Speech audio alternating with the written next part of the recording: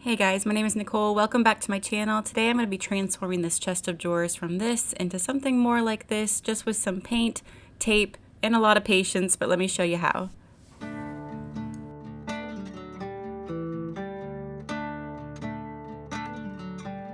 So here's the piece that I'll be working on today. This is a chest of drawers, probably antique, definitely vintage if not antique. I've done a lot of these in the past and they're one of my favorite pieces to redo because it's a really simple process. You just take the drawers out, the frame's really nice and easy to paint, and then you can have fun with the drawers. So in today's video, I'm actually going to be doing some gingham patterns on the front of the drawers. I actually like the paint job that the owners of this piece did. But I just wanted to freshen it up a little bit, give it that green onion vintage touch, and also use this as a chance to teach you guys how to do the gingham pattern because it's been a while since I've done a tutorial for you.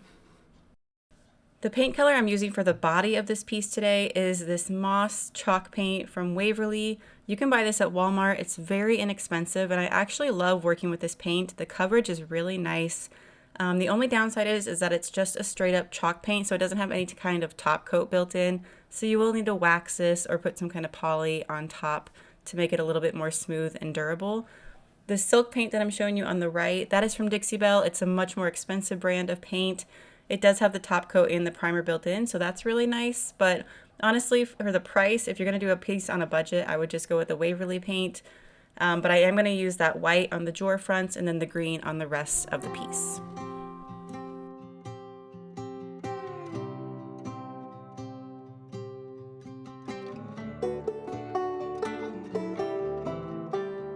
I use a lot of different mid-tone greens in my house, but I will say that this moss color is one of those that I rarely ever mix to try to make a different shade. I really like how it comes just right out of the bottle. A lot of other times I'll have to add like a little bit of black or white to a green to kind of make it exactly how I want, but I think that this color actually is really perfect for a lot of the projects that I do. So like I said, if you're looking for something to do on a budget, I would definitely recommend the Waverly chalk paint. They have a few other greens, but the moss is kind of my go-to color.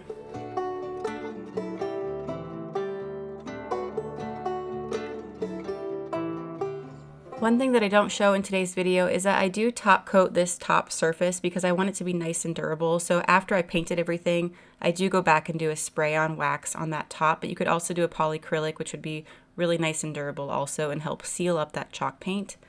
And I wanted to show you what it looked like with just the white drawers and then the green body. I know some of you would probably rather me just stop here, and I honestly thought about it because it looks really cute like this. But for the purposes of today's video, I did decide to go ahead and add a gingham pattern. I love the character that a gingham pattern adds, and I just thought it would be a good chance for me to talk it through with you guys.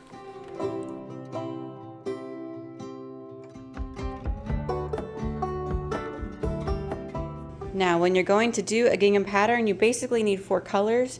You're going to need your lightest color to be your background, so that's what I have here is my Endless Shore color, which is just basically an off-white.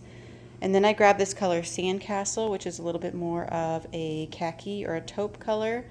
And then I'm going to be using the same green that I painted the body with for another stripe. So this is the background, this is one stripe direction, this is the other stripe direction. And then when those stripes cross, I'm going to add a darker green, this color Cactus here. And then that'll give you a really nice kind of authentic looking gingham pattern if you use the 4 colors.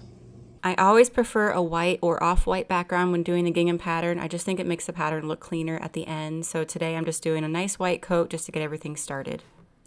Next up is possibly the hardest part, which is just figuring out where your stripes need to be. So after a lot of measuring, I found the middle of my piece. You always want to start your stripes in the center of your piece. Do not go from side to side. I've done that before and it just makes your gingham pattern off just enough to not look good. I mean, it'll still look like gingham, but I really prefer it when it's nice and centered in the piece. So once you find your center point, then I just start using my tape to make my lines, and I use tape as my spacer in between each line also. I just think it's a little bit easier that way. Today I'm just using a 1-inch tape. I honestly prefer the 1.5-inch tape, but this is what I was working with today. So all you do is just tape down, make sure your tape's push down nice and firmly against your piece so there's not any leakage of the paint, and then you're ready to get painting. Now you'll be using your second paint color, which is typically like an off-white, or if you're doing more of a black and white scheme, this would probably be a gray color. And I'm making sure that this coat of paint is super, super thin. It's almost like a wash, more than like painting up lines, but I'm not trying to make my lines very thick or high off of the piece. I'm trying to make everything nice and flush. And I just kind of like that it gives it more of like a transparent look. Also, it helps your dry time a ton to do a nice thin coat. I can honestly just remove the tape as soon as I'm done with this stripe.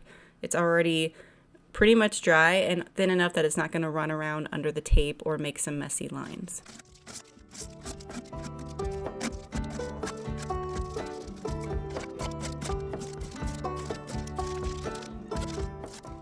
So here's how our vertical lines are looking. They are not perfectly crisp by any means. I really prefer the green frog tape to the blue tape, but it looks pretty good. And honestly, I'll go down later out into my garage and sand off a lot of the paint, and that takes off a lot of the imperfections here. So I'm not super worried about some of the bleeding, although it is a little frustrating.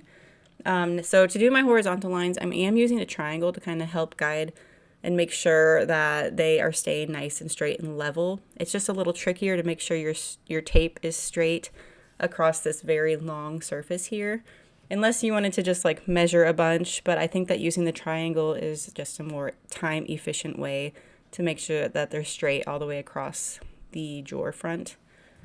Obviously not going to use as much tape going this direction, which is nice, or I'm not going to make as many stripes, but I'm still using that same tape as my spacer. And then just going from my center line and working my way down and then back up. Then it is time to get your paint out. So this is paint color number 3 for your gingham. This is the next darker color, so not your darkest green, but your lighter version. So color number 3, and that's going to be your horizontal stripe. As you can see, I'm doing a very like even coat, but it is okay if it's like a little bit transparent or even like dry brushed on. I kind of like where you can see the squares through, because that makes the next step even easier, which is where I have to go back through and add vertical tape once again. So yes, quite a tedious process. I did not say this was for the faint of heart. You'll also use up a ton of painter's tape for this project. And since I used the smaller tape that I'm used to using, I forgot that there's going to be hundreds of squares for me to have to tape over and paint each individual square, but it's okay. It's worth it in the end. It looks like true gingham. So I'm really happy with the final result, but it is quite tedious when you're using this smaller tape. So now what you do is you go back through, you retape everything that you've already taped before, and then you're gonna paint those squares the darker green. So these are the squares where your horizontal and vertical stripes have crossed. It's a little tricky to see, but that's why I painted that lighter green a little bit more translucent so that I could see the squares and then make sure I was taping in the right spot. I don't know if that makes sense. It's kind of tricky to describe what I'm doing there, but essentially you're just going to look for where your stripes overlap, and at those overlapping squares is where you're going to paint your darkest green. And since I'm not doing a very thick coat, I can go ahead and remove that tape right away. And as you can see, there is a lovely gingham pattern waiting for you underneath all of that tape. And like I said, off camera, I did sand this down. I think the gingham always looks better with a little bit of sanding. So right there, you can see on the bottom drawer that's sanded compared to the one above it, which is not sanded. And I think it's a really big difference, and I definitely prefer the sanded look. And here is how she looks after a few hours of painting. Definitely, like I said, a tedious process, but I think so worth it in the end. And I can't wait to hear who buys this piece. I can only imagine that it's in a really cute house with lots of character. I think it'd be so cute in a kid's room or in a nursery. But I'm just really happy with how it turned out. I especially loved it now that it's distressed and that it's top coated on the top. I just think it looks really pretty. So I hope this tutorial was helpful for you today. Let me know down in the comments if you plan on using this tutorial on something you're working on. And I will see you guys in the next video. Bye!